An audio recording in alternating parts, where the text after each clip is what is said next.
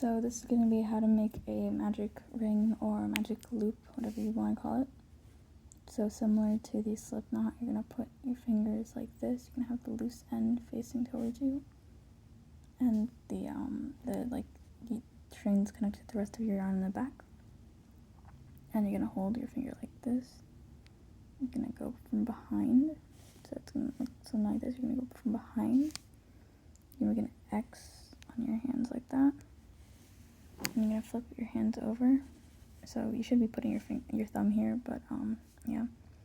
And then you're going to be putting this over your ring finger and holding it in place with your pinky. Then you're going to be going under the first strand. So you're going to go under like this, over this right here, and then you're going to be pulling this and having it like that. So you're going to turn it to the side and have a loop on your hook.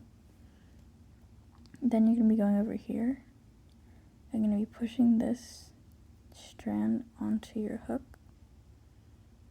and you're going to be putting this loop over your crochet hook and then not moving this at all. So you're going to be putting this right here, and you're going to be pulling